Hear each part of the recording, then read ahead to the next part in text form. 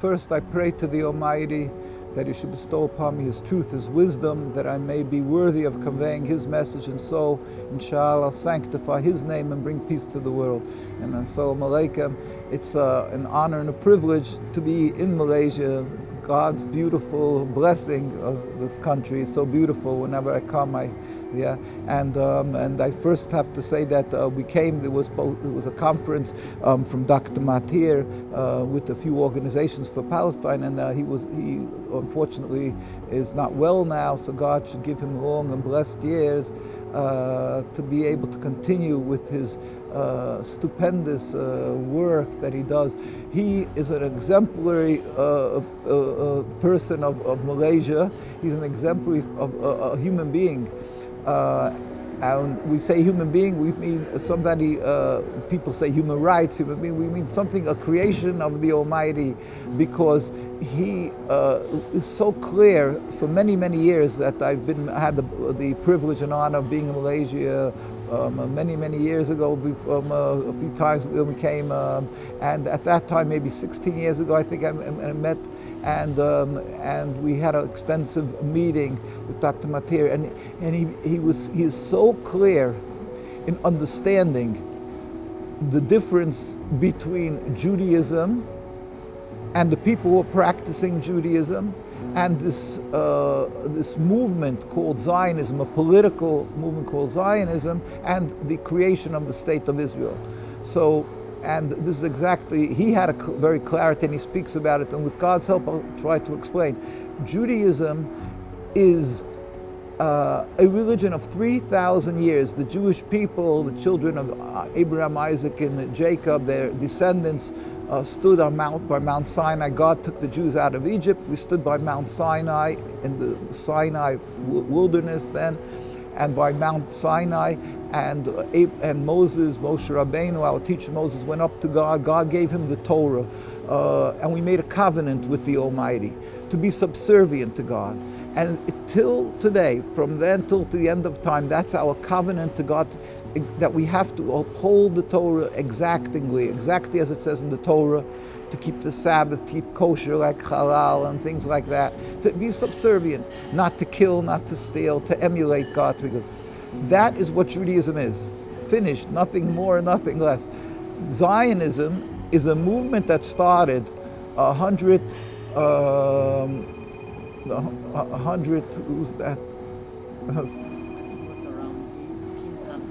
Coming in. Well, it's not my phone, I don't. So it is 100, like 40 years or so ago, this movement of Zionism. It's a political movement of people who are totally estranged from Judaism. Like I like to show the picture of the fathers of Zionism. Well, there was Theodor Herzl. It looks like he has a beard, but it's like a goat has a beard. He's not covering his head. He was totally not religious or had anything with religion. Here you can see when they had the Declaration of Independence, David Ben-Gurion, this momentous historic occasion of Zionism, they sat together to create the Jewish state in 1948. And sitting at the dais, you don't see a rabbi, you don't see people covering their head, which a Jew is required constantly. A Jewish man has to cover his head to show, it's called a yarmulke, at least this covering, and then we wear two, whatever, but it's to show that Yarei Malka, we fear God. That is a requirement of every Jew. And here they have the Stars of David. So you can see the hypocrisy. They are stealing the name of this religion of 3,000 years in order to create a nationalist movement. That's all it was, a transformation to nationalism, that they wanted to make a group of people, a nationalist movement, and in order to get support from the world, they are using the Jewish religion as a facade to be able to legitimize a nationalist takeover of a land. So Judaism is subservience to God, it's a religion. Zionism is a transformation to nationalism in ersatz Judaism, and not the same Judaism. It's an unacceptable Judaism. It's not Judaism, but they're using the name of Judaism. That is in its essence. It's also it's inherent. It's full with blasphemy, with heresy, because when you ask them, why do you need this country? What are you doing? the Torah says Jews aren't allowed to have actually our own sovereignty, because, and that I will explain. So they say, where's God to protect us? So they spew blasphemy. They say we have to have a land and guns to protect us. So they scorn the Jews who say we are in the hands of God. And that's what the religion is. We look to God for protection. We believe in God. God is almighty. And they laugh at that. They say we have to have a land. So it's rooted in blasphemy. But there's more than that. Judaism is clear that God took us out of Egypt, that He told us to go into the Holy Land, to be subservient to Him and build a temple, do the will of God. And anybody who didn't worship idols, doesn't have to be Jewish, were able to live there at the time, 3,000 years ago. But God warned us that if we will not be on this high level of holiness, we will be exiled. And that came about 2,000 years ago with the destruction of the temple that King Solomon built, and another afterwards later. And King Solomon wrote a prophecy. It's our greatest prophecy, the greatest book of prophecies, called Shir Hashirim, Song of Songs, where he warned the Jews that we are under 3 oaths of exile, it's called, that although he built the temple, he was in the time when he built it, not when it was destroyed. He said later, if there'll come a time we will be sent into exile, then we are under 3 oaths not to return in mass and large numbers, not to rebel against any nation. We have to be loyal citizens in every country we reside. If you're a Malaysian Jew, you have to pray for the well-being of the country and support and do what you can for the country. As an American Jew, I have to be a loyal citizen to the United States. An Iranian Jew has to be an Iranian loyal citizen and pray for the well-being of the country and obey the laws. So we're not allowed to return to mass, not allowed to rebel against the nation. And thirdly, we're not to make any attempt to end exile. Zionism, when this nationalist movement totally ignored and breached all these laws of God that He said when we're in exile, which happened 2,000 years ago, because the Jews, unfortunately, didn't remain on that high level of spirituality that was required to live in the Holy Land when God sent us in. So the prophets, Jeremiah, Isaiah, Ezekiel, they all warned the Jews will be sent into exile, which came about with the destruction of the temple. And since then, 2,000 years, we are expressly forbidden to return and make our own country, our own sovereignty, our own nationhood. And the Jews respected this because we're religious Jews. And this movement of Zionism that I showed, these non-religious Jews, they totally laughed at all this. And they didn't care what it says in the Torah because they were non-religious. They don't keep the 10 Commandments. They don't keep Sabbath. They don't keep kosher. So they decided that they're going to make a national home. And they decided to go to Palestine. Why did they go to Palestine? Because they wanted to make it in a practical land. They wanted Uganda, Patagonia, next to Brazil, a lush land, something beautiful like Malaysia, something.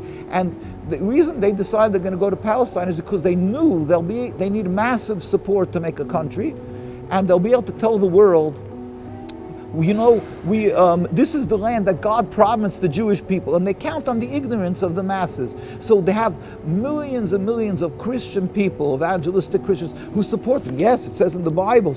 And Jews who don't know their religion support them.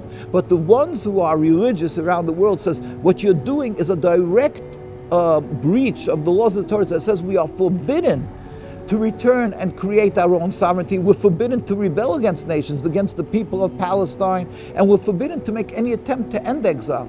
So what they're doing across the board, in its essence, it's blasphemy. It shows they don't believe in God, and they're breaching all the laws that God foresaw. There'll be people who won't have patience with God. So what they're doing is totally contradictory to Judaism. One more little thing, which is not a little thing. Jews are required to show gratitude for good done to us.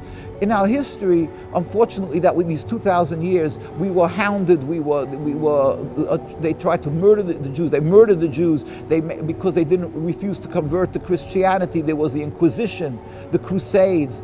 Millions of Jews through the ages were slaughtered, and the Muslim countries took us in, because they knew the Jewish people, they knew our laws, they were scholars, they knew that we're serving God, that we don't have any aspiration to take over the people and the land.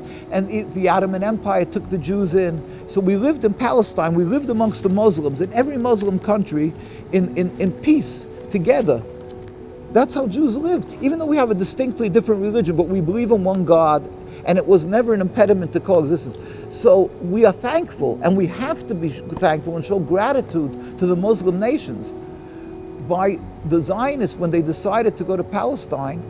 So not only we're not allowed to have a state, and the breaching, it would be forbidden even in an empty, uninhabited land. But being that they're taking a land that has the largest majority were Muslim people living there, they had to destroy 5,000 villages, 500 villages, and or more. And so what they're doing is they're breaching that you're not allowed to have a country, you're not allowed to kill or steal. So everything they're doing is against God. And when the world says, "What are you doing?" So they tell the world, "Oh, these people, they hate the Jews, they're anti-Semitic, and the Muslims, it's Muslims against Jews." So they try to make like a religious conflict. And they add that it's not only a religious conflict, but they're so bad, they're just anti-Semitic and everything. So every piece of Zionism is vile, is unacceptable, is totally contradictory to Judaism. And the rabbis, all of them, we put out books, the rabbis speak out, all the leading rabbis around the world, in Europe, because Zionism started well before 1948, when the Jews were living in Europe before World War II. And all the leading rabbis, everyone in their own rights, in every country in the Middle East, in the European countries, Poland, Russia, Hungary, they all stood up and said, "This is unacceptable. It's not Judaism. We will not accept it." And the rabbis in the Holy Land that were leading the community of Jews that were living, these Jews were living together with this beautiful Muslim and Arab community that were living together, Jews and Muslims in friendship. These rabbis, they all stood up and said, "We will not accept this Zionist takeover." And they even in 1947, right when the United Nations wanted to ratify the state, the chief rabbi of that community that was living there pleaded with the United Nations. It's the United Nations documents. His name was Rabbi Dushinsky. You see, he's sitting with the delegation of the United Nations. It's in the documents of the United Nations. Said, "We furthermore wish to express our definite opposition to a Jewish state in any part of Palestine." This is the position of Judaism. Tens of thousands of people in the streets of Jerusalem gather, demonstrate. We took up another Rabbi F.T. Palestine. You can see the communities of Jews all opposed to Zion. This is right now Netanyahu. Yesterday, I'm here in Malaysia, but my colleagues, yesterday Netanyahu came to Washington, D.C. and spoke in Congress. The Jewish people, this is not for that. There's a picture when he came to visit President Obama. This is in front of Congress. The Jews of our communities, and the tens of thousands, go out and demonstrate against Netanyahu and say, like here when they went out, we further, Israel has no right to rule over any part of the Holy Land. Bibi Netanyahu does not, and the state of Israel does not represent world Jews. This is what we are constantly trying to tell the world, that they're being misled by criminals, a criminal entity. And we're watching every single day, 10 months now, the slaughter that is beyond humanity. That's what's being done to the people of Gaza, and the world is watching and sort of giving them a free pass, or at least a complacent. It definitely is a promised land.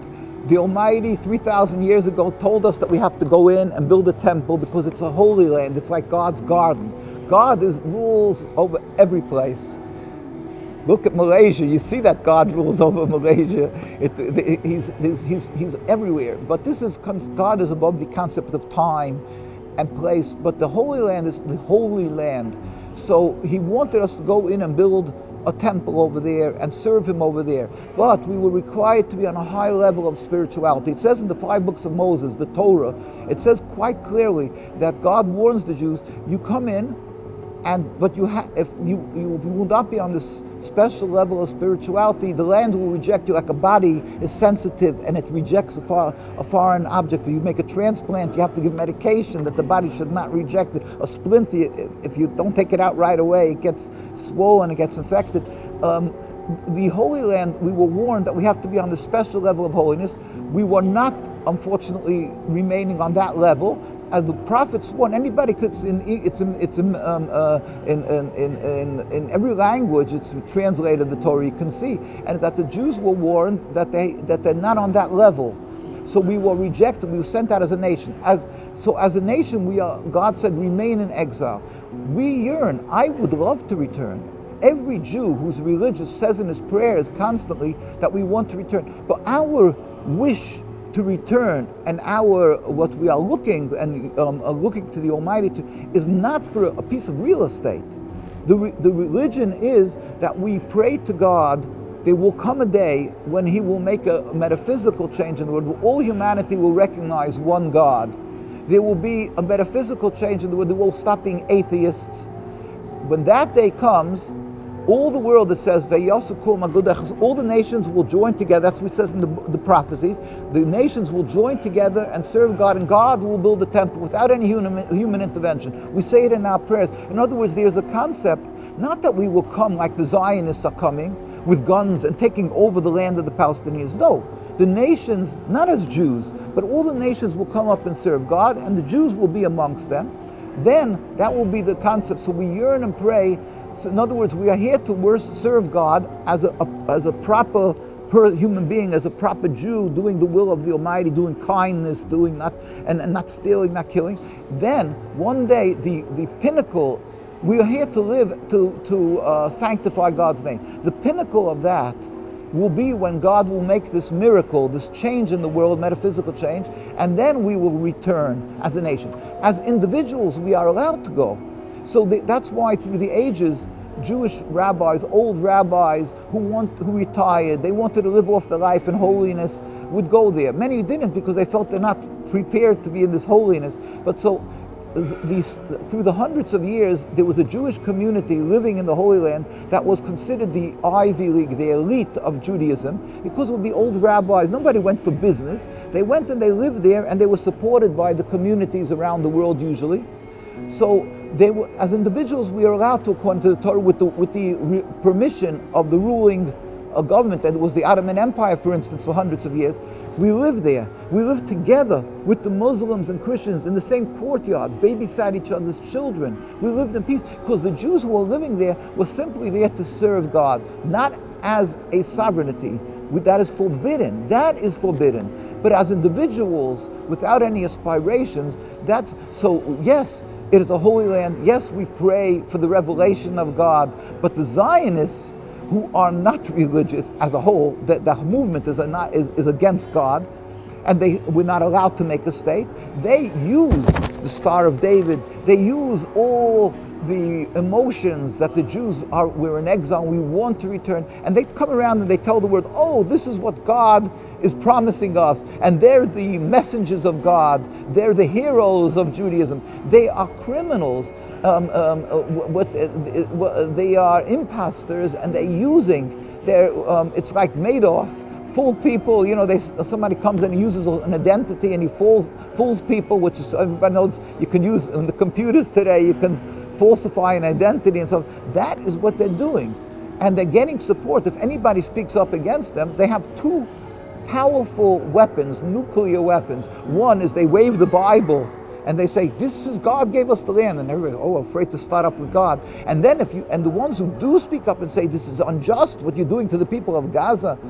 Like I say, just yesterday, Wednesday was Netanyahu came and spoke in Congress, and the Jewish people standing outside pleading and screaming to the world, how could we be silent at the atrocities happening in Gaza? And he gets in there and he says, oh, these idiots, these ones, they're supporters of Iran, and they're so bad. And he tries to ridicule and dismiss the voice of Judaism, but he can't dismiss it.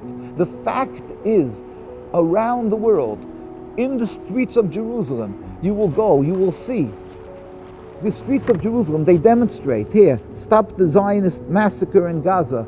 In the streets of Washington, where I'm from, New York, the largest concentration of religious Jews besides Jerusalem, lives in New York, right across from Manhattan. Anybody goes to Manhattan, it says a Williamsburg Bridge. It's an island, Manhattan. So there's a few bridges that connects it to Brooklyn. You cross the bridge, Williamsburg Bridge, you're right in the center of the most concentrated religious area.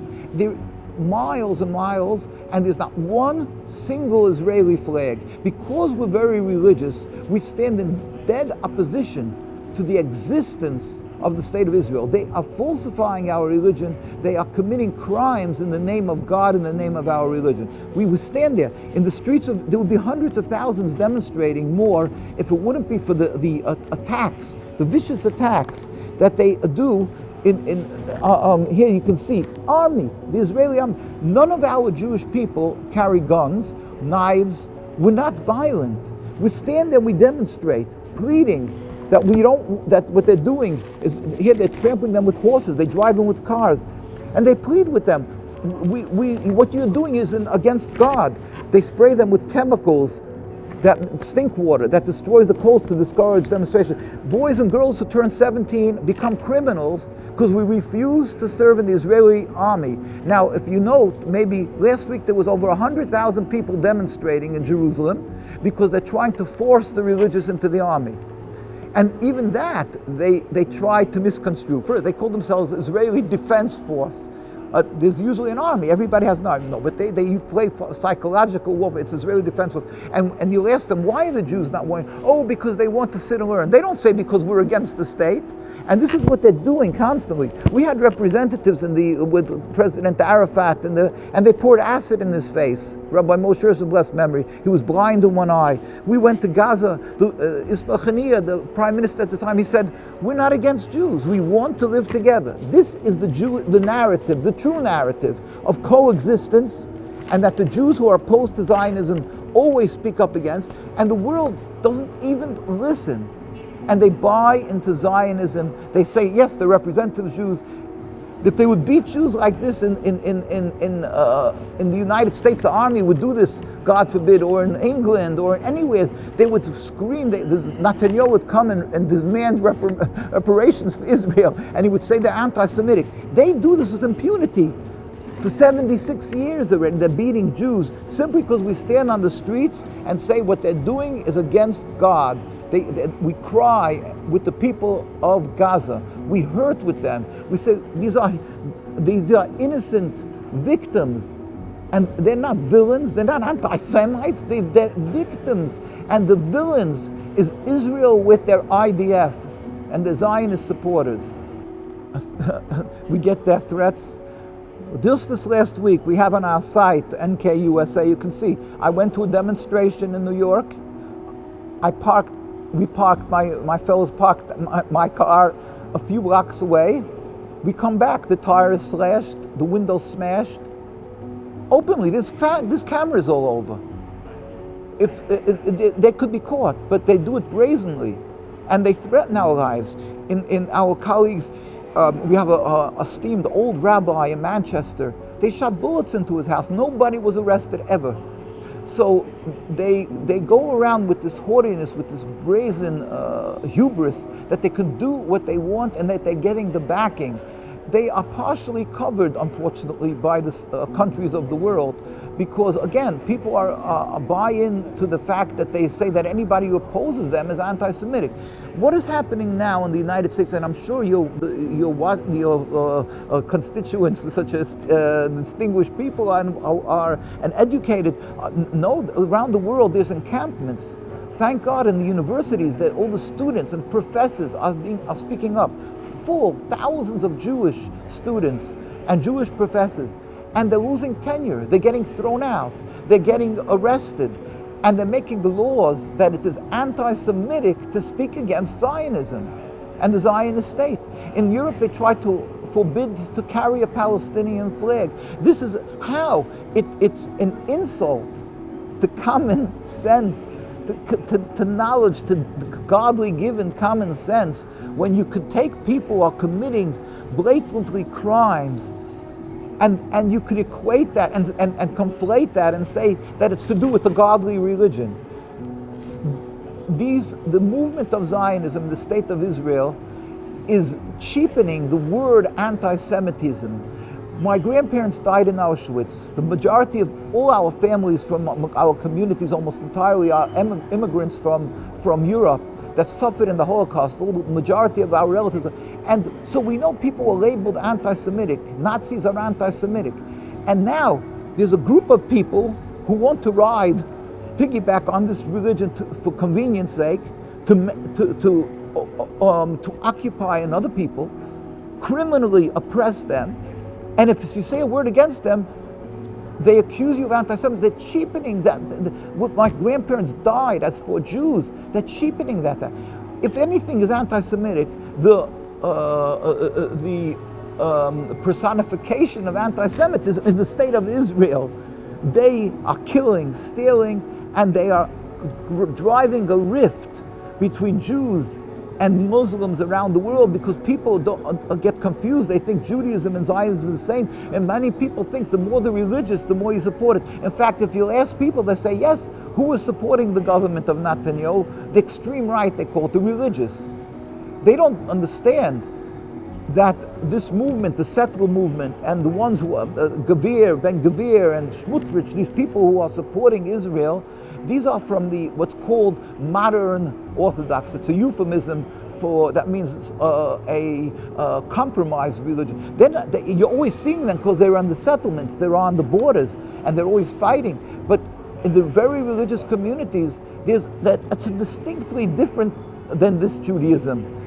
The very religious will never respect or give them, not their rabbinate, the Israeli rabbinate, and their chief rabbis. It's a farce. They would never dare even come into our synagogues. They would be thrown out. Because there is religious Zionism that tries to use the religion but that's mostly coming from students who come from non-religious homes, or marginally religious. Like I say, they don't dress properly, the women, they don't dress modestly, as a general rule. There's always an individual is different, but as a general rule, they are coming from either non-religious or, like I say, compromised religious communities, and that's why they support Zionism, if they're religious.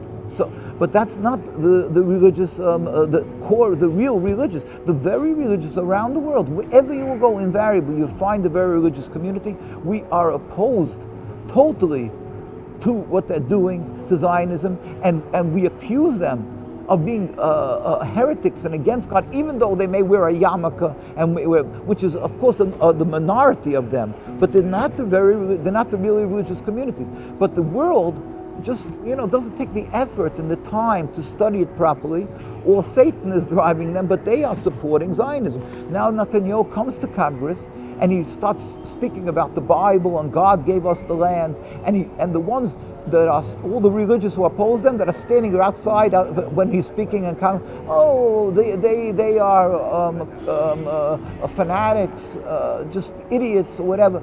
And the world doesn't really spend time, it's not their religion, the world doesn't know Judaism, and they buy into that. If they would make that little effort and ask themselves, how come the ones who give their lives for religion, we have large families because we don't have family planning in our communities. It's an average 6-7 children, so we have very large communities and families. And none of these children go to public schools that are funded by the government. They go to private schools. It costs fortunes, education. Kosher food, you can't buy it in just a supermarket. So everything is clothing. You can't go to when there's a sale, in some Walmart or something. So our lives is very, very expensive, and we give our lives for our religion. So how come it's that the more the religious, these people that are so religious, if we do not stand out there and support the state, it must be, so if we're saying you spend time and just basic logic, you will see that something is wrong, something is not jiving. In other words, you would understand that it must be that Zionism and Judaism is something entirely different, and it's not only entirely different, it's antithetical, it's contradictory, it's unacceptable to the Jewish people, and that's why we don't have flags, Israeli flags flying. If you go to England, Stamford Hills, it's a beautiful example. It's the most religious community in Europe, the largest, most religious Jewish community. It's in England, N16, it's called North 16, and Stamford Hills, and over there you go, I think it's Kazanov Street, you find a synagogue, a mosque, a synagogue, a mosque. They're living together, it's 40, 50, 60 years, they're all living there, door by door, going through when Intifada, hardships, times, even now, we're seeing, and they're living without the police. I mean, there's local police, but nothing special protection, and they go and come in the day, at night, and they're friendly to each other. Why? And there's no Israeli flags there. Why is that? Because Judaism and Islam can live together, and it's not a religious conflict. The impediment to peace is a vicious, ungodly, inhumane, that's ungodly to us, inhumane means it's ungodly, occupation of a selfish, flawed movement called Zionism and the creation of the State of Israel. It is unacceptable, yet the world politicians in England, in the United States, simply doesn't even give the time of day to the religious communities. I say it was if somebody would come along and try to change Christianity, and the priests and popes would yell, "What are they doing? They're interfering with us." People would respect the priests and popes to say their opinion about Christianity, and I think about the Islam, the same thing would happen. People would respect imams, and here, when it comes to Judaism, they're ignoring the voice of the Jewish community that was living for hundreds of years in Palestine, and now we're very religious communities. They're not respecting us, these politicians. The grassroots are pleading with the world, stop the carnage in Gaza, hear our voice. We are also being beaten. We are subjected to oppression, and the world is silent. In Malaysia, Dr. Mahathir, he understood. In Iran, the leadership understood. Ayatollah Khomeini, right away, he said he differentiated between Judaism and Zionism, and I was just in Iran a few months ago. They had some, again, because of what's happening in Gaza, they made some very large conferences, and I went to the funeral of the president who was tragically died in the helicopter crash, and it was also at the same time, a week later, it was the anniversary of Ayatollah Khomeini. We went there were thousands and millions of people on the streets, not thousands. And then we went to the commemoration of Ayatollah Khomeini, hundreds of thousands of people, and they all smiled to us and they were friendly to us. And the leadership constantly spoke about their friendship to the Jewish people, and that is why Netanyahu and the Israeli government is so fearful and so opposed to Iran, because they say, we got your number. We are not against Jews, and we know that what you're doing is not Jewish. It's a blatant satanic occupation, and we oppose that, but we're not opposed to Jews. And if you come to Iran, there's synagogues, open synagogues. We went there constantly every day to the synagogue, and we prayed there, we went so forth. And they allow the religion, but they are against Zionism. And that is what's proper. But unfortunately, in the West and the other countries, they're still standing in support. I could tell you that before the BDS started, boycott, divest, and sanction, before this movement started, as Jewish communities, we automatically boycotted, and of course not divested, because we didn't invest, because we look at it, it's so repugnant, so repulsive, and so against godliness that we don't buy from the settlements. In our community, I still remember, by the 50th anniversary of Israel, now 76 years, I think it was then, that all of a sudden some products that we don't, there's some products that come that we know that are from the very religious communities, and they even have the stamp of approval from the rabbinate. Again, we have a rabbinate, as I was showing you, Rabbi Deshinsky, that there's a Jewish rabbinate that is totally disassociated from the Zionist rabbinate, and they're representing the Jewish people there, the religious people. So they give supervision on kosher foods that are coming from the religious community. There's some of us that don't even like to use products that come from there, but we have so we were receiving some products, and the packaging had a stamp to celebrate the 50th anniversary of Israel. So we made a public gathering in the middle of Williamsburg, which is, as I mentioned, the most largest concentration of Jews on Lee Avenue. It's called Lee Avenue there.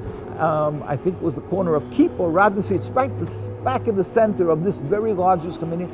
And we took a bunch of these products that had on it the mark that it's Israel on it, and we made a bonfire and we burnt it.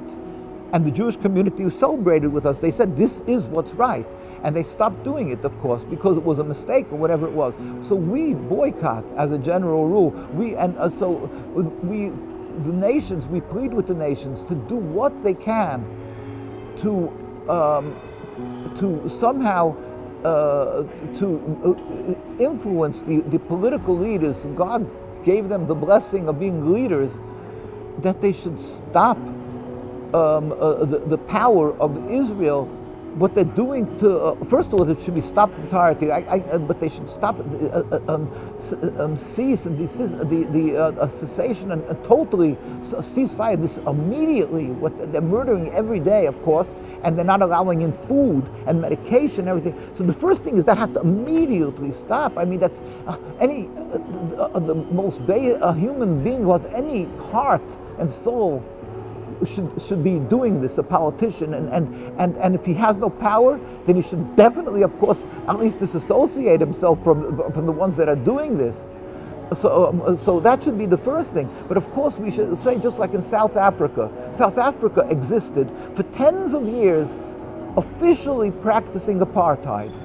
The United Nations, which was created to have an alternative to war after the two world wars, where millions of people died because of differences, and they said that there must be a way to adjudicate differences through peaceful means. So they made it the United Nations, and they have ambassadors from all the world who are the most distinguished intelligence they send for the world, hand-picked from every country, representing every country, and yet they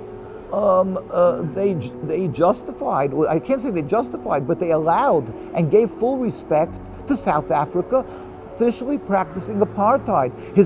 Their ambassador was called His Excellency. Yeah, that's how they refer to the ambassador, His Excellency so-and-so. And they gave them full recognition as a state. And the ones who opposed them, Nelson Mandela was at that same time for 27 years in prison.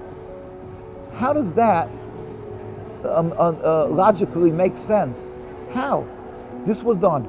The body that was created to make peace, the body that was to stand up for justice and righteousness, stands there and allows this. Yet today, because there was, we say it's because God, ultimately it's the hands of God, but it happened physically through the grassroots. People like you and me, people and the students, just pestered like mosquitoes, pestered their politicians, and just didn't let them at peace, that they said, you cannot continue to deal with South Africa as it is. And eventually, it wasn't the heads of state, it was this grassroots, it was the people, the students, who eventually forced the hand of the leaders, the politicians, that they should stop apartheid. Today, tell me, do you think it would be possible in the United Nations to create a state that should be governed by apartheid? Of course not. Every child will say that that's evil. So how could it be that for tens of years it was? The same thing is with Israel. Israel was ratified by the United Nations.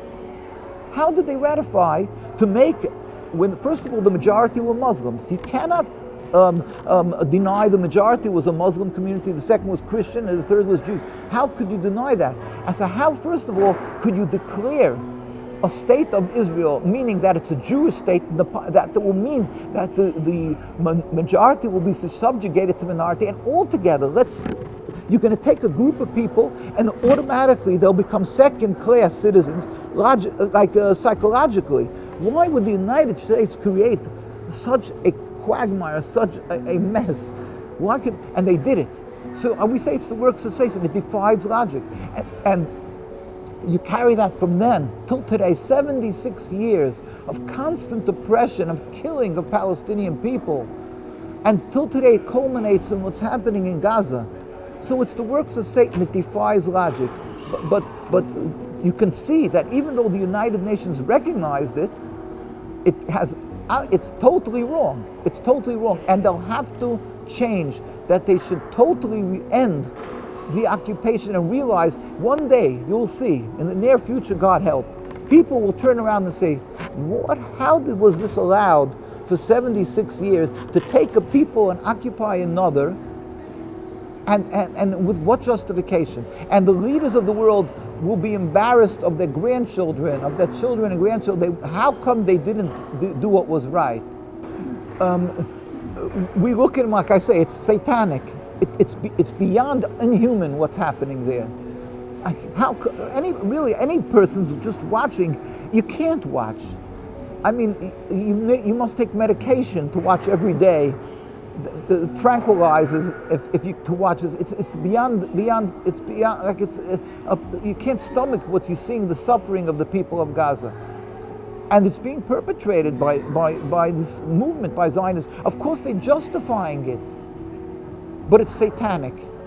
The only word is satanic, and like I said, if it wouldn't be for the Satan, it couldn't have been ratified, because it's an insult to logic to create a state, and at the same time when they created it, besides that, it doesn't make sense. But the Jewish populace pleaded with them, we don't want it. The Jews that were living there, that is to say, for hundreds of years, they said, this is not our religion. They're stealing our name, they're stealing our identity. So the same thing is today. It culminated what you're watching in Gaza. So we look at it as satanic. I don't compare it with Nazis. We're reluctant to use that terminology, and I'll explain why. You can't compare, like you say, if somebody died because he fell into a pot of burning oil, how do you compare it to somebody who died by hanging? You know what I mean? The Nazis wanted to liquidate every Jew. Israel and Netanyahu will be the first to open the doors and say, everybody Palestinian, you want to leave, go to another country, some other country should take them, and he'll be very happy, and he'll send them good riddance, he'll say to them. So I'm reluctant to say a good word about them. I'm not saying a good word, but they're not out to murder every Palestinian if they would leave, if they would give up their rights to the land, which they're not. They're not giving up the rights to the land, Palestinians. But if they can get rid of them, they would be happy. The Nazis, I'm talking from my experience that's in my blood. My father escaped when the Nazis came to Hungary, and he turned around and he tried to get his parents out. He couldn't. They tried and there was some lucky people, I don't mean lucky, God saved them. They were able to get out. Others couldn't. The majority couldn't escape. There's a big difference between Nazism and them. The Nazis, I could go on and on, but basically, so it's a totally different chapter. I don't like to confuse the two. What Nazis did, they were out to eradicate the Jewish people. They hunted them down wherever they could. They weren't. That's the difference. But again, we stress that we are crying and hurting with the people of Gaza, the people of Rafah, the people of Palestine, and the ones who are in the refugee camps. I carry around with me constantly in my pocket a key. It's more of a symbolic thing. That I went to visit Sabra Shaltila, it's the refugee camps in Lebanon. We went to visit Baja Barajna, it's refugee camps. And they gave me a key to show how they'll never forget their homes in Jerusalem. They want back their homes. And we cry and hurt for them, and we pray. We say to everybody, ultimately you should know that God rules the world, and He's all compassionate. We urge everybody to pray to Him. He ultimately will bring an end to this occupation, as it says in the Torah. It says in the Torah, why are you rebelling against me? You will not be successful. That's why they make the Oslo Accords. It wasn't successful. Why? Because God says you cannot rebel against me. Even 1 inch of Jewish sovereignty is unacceptable. The state of Israel cannot exist. We were happy when they made the Oslo Accords. We said, great, they're giving back Palestinian people piece of the land. I was there, and my colleagues, Rabbi Hirsch, who I showed you was representative in the Palestinians. I went to Madrid. He was part of the group that went there under President Arafat, Yasser Arafat. We went to Washington, D.C., and we stood and demonstrated. We said, we're not naysayers. We're very happy. We celebrate every inch that's returned to the Palestinians, but we will never accept even 1 centimeter of this occupation of the Zionist control over anything, because Judaism doesn't permit us to have a land. Judaism does not permit us to steal or kill, and their whole concept of what they're calling it a Jewish state is criminal. I'll just tell you a little, things that you can notice to see the falseness of Zionism. For instance, they made a language. What is the language of Israel? It's called Ivrit, modern Hebrew. Our language of Jewish people is called Lashon Kodesh, the holy. Lashon means language, Kodesh, holy. The Torah was given to us, the 5 books of Moses, in a language, and we use that to pray, and we study it, the Torah. That's Lashon Kodesh. They made something called the Jewish state and the farce, and they made another language because they detested God and the religion. There was no other reason for that. They made a law system. So they have a rabbinate and chief rabbis for window dressing, in order that people should be intimidated not to attack them. Yet they make a law system because they don't like the Torah. That's blasphemy for a Jewish people. If they have any quarrel or something, dispute, a money dispute, they have to go to a rabbinical court, because God gave us a Torah, and it's from God. So if you go out of that Torah system and you go to a local court, it's like considered it is blasphemy, because he's saying that God's Torah isn't good enough for us. And they made a so-called Jewish state where they made a law system. That is pure blasphemy. It's just one of the other many issues. They dig up graves for archaeological purposes. Rabbis, we lived there 2,000 years ago. 3,000 years ago we lived there, so it's a boon when they can dig up a grave. They know the exact dating of these people, so they use it for our God. By us it's sacred. A body is sacred because we believe there's a godliness in a person. So everything they do, and they do this constantly. We have people get murdered, get attacked, arrested, because we are demonstrating against their digging up of graves. They make autopsies. It's forbidden. On and on, what they're doing. They're trying to totally dismantle the religious communities and to break them, that they should become new Judaism, which is Zionism. We will never accept it. And we hope one day, now we're seeing this groundswell, and Malaysia is in the forefront, and we hope that will continue. Malaysia can be that can officially speak in the UN and change that. It's not unheard of. So South Africa was dismantled as an apartheid state. The United Nations can make a mistake. Malaysia is a distinguished official country that they could stand there and say enough and enough. There's the Security Council that, as we know, that just vetoes everything that's when the other countries, now there's so many countries that are recognizing, the vast majority are recognizing Palestine. It needs that the world leadership should step up to the plate, and Malaysia is of course in the front, and we should hope that this should happen, that they should cease and desist, totally a cessation of the atrocity, what's happening in Gaza and to the whole of Palestine, and it should move on to that there should be a free Palestine.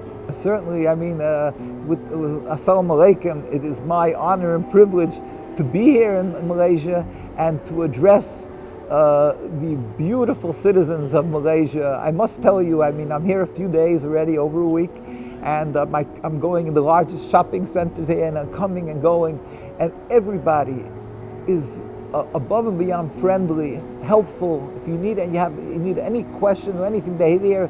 Everybody is concerned and offering up. So it's a beautiful country. God made a beautiful land, and and beautiful people, and it continues on from there, that the people of Malaysia are concerned with people on the other end of the world, in Palestine, and standing up for the people who are suffering in Palestine. And I was here by 2 conferences for Palestine, that the people are thinking, what could we do? What can we do? And you're doing. So God should bless. God will certainly reward for when you're standing up and helping and worrying for the people of Palestine. that hopefully that there should always be peace and prosperity in here in Malaysia, and that you should be successful with your mission for the people of Palestine and for the downtrodden and the suffering around the world. God will certainly, God never remains in debt, so that He should give reward with prosperity and all the blessings of the Almighty, His boundless blessings for the people of Malaysia. And continue on, and don't be intimidated. There may be people who accuse you of being anti-Semitic. You should know, you can turn to the religious communities in Jerusalem or around the world, and as I explained, it's clearly Judaism is subservience to God. Judaism is a religion of 3,000 years. Zionism and the state of Israel is a mere 100-odd years. The state is only 76 years. It's not Judaism. If you oppose it, you are not anti-Semitic. But careful, don't call it the Jews or the Jewish state. It's not the Jews or the Jewish state. We are in the tens of thousands demonstrating around the world constantly, and unfortunately being beaten for it, and we suffer for that. But we are there. The Jews are there, and we are standing together with the suffering Palestinians. Also, send our message to the people of Gaza and Palestine that the Jewish people are hurting and suffering on solidarity with you. God will help.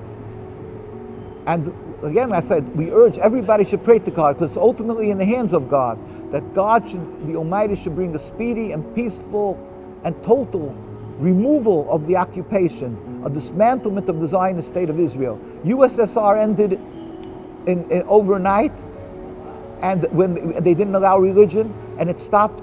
Roman Empire, Greek Empire, this will end. Let us pray to God, He should bring it back speedily and peacefully. God can make that happen.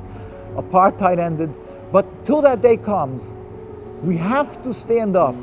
Do not be intimidated. Speak up and help the people of Palestine till we will see, inshallah, a free Palestine, a free Gaza, free Rafah, and peace on the world. And ultimately we should be able to serve God together in harmony, in tranquility and joy. Feel free to contact us when you'd like. If something's happening and you'd like a Zoom interview, or there's other conferences from Palestine, let us know. We would love to join. There's possibility we can come over.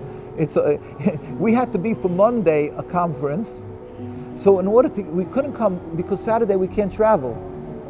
So we had to travel Thursday morning, I think it was, Thursday morning, because Wednesday morning, to arrive Thursday night, because we couldn't travel from Friday in the evening. So we had to leave Wednesday to be able to be here for a Monday conference, because we couldn't leave Saturday. We're not allowed to travel on the Saturday. Saturday night, if we would have left, we would have been too late for the conference. So we had to leave Wednesday to arrive. But if the conference would have been Tuesday, then we could have left Sunday. So I'm just saying, it's just interesting how this, this works. We're limited because of Jews. But if there's things happen, let us know. We would love to join and come again. It's such a beautiful land. Yeah, and anybody could go to our site, NKUSA, NK for Nature Carta, NKUSA, and you can take anything, download, and you can download from our site anything you'd like, and we can give high definition. We have we can give PDF, whatever it's called. You can give from the books that we have, historical documents, traditional Torah, historical documents about what the rabbis spoke about, what the Zionists say. We show the duplicity of Zionism, and this you can record just just one little thing here. I'll show you. It's very interesting. I mean, we have, as I say, historical documents of the anti-Zionism from the ones who, the heads of the Torah Carta in the 1920s. The chief rabbi of Palestine, Rabbi Sonnenfeld, met with the king of Transjordan in 1920s. Here, this rabbi. He was before the rabbi that I showed you, Rabbi Dushinsky. He was in the 1920s and met with the king of Transjordan to show and to state that the Jews are not aspiring to take the land. We are against Zionism. He was the chief rabbi at the time. Of course, these pictures are not that very clear, but we can give you better pictures of things. And then we have a book called Historical Documents that have all these documents. They wrote in Arabic, in the Arabic newspapers, the rabbis against Zionism to declare that. And then you have this like a very interesting, we have the Zionist documents, and here you can see, this is like unbelievable. Theodor Herzl wrote in his own diary, he wrote, the way to solve the problem of anti-Semitism is to get, to speak to the head priest of Vienna, to get an appointment with the Pope to make a mass conversion of all the Jews to Catholicism. This is Theodor Herzl, the father of Zionism. He said the solution is that all Jews should convert out of their religion. Imagine that. He wrote in his own diary, he said it should be done on a Sunday in the middle of the day with music and pride public. We are the last generation to hold on to the faith of our forefathers. He wrote this in his diary. And then Jabotinsky was the mentor. There was Menachem Begin was one of the prime ministers. His name was Menachem Begin, and his mentor was Zev Jabotinsky, who was the head of revisionist Zionism. He wrote in the Haaretz, maybe you heard of Haaretz magazine? It's still today, the Haaretz, they always write there. It's a big Israeli newspaper. It's Zionist, but sometimes they disagree with the government and so forth. But they wrote in the 1920s, in 1919, the state was created in 1948. In 1919, he wrote in an article in Haaretz newspaper, it was there in Palestine. It was before there was Israel. He wrote, in the national home, we will announce that those Jews who have on themselves the rust of exile, and they refuse to shave off their beards, and Iraqs will be second-class citizens and not have a right to vote. They're going to make a state of Israel, and Jews who have beards won't have a right to vote. Isn't it? It's crazy. It sounds like Nazis. And this is the truth. This is what they wrote. It's an article. They weren't embarrassed to write this. It's crazy stuff.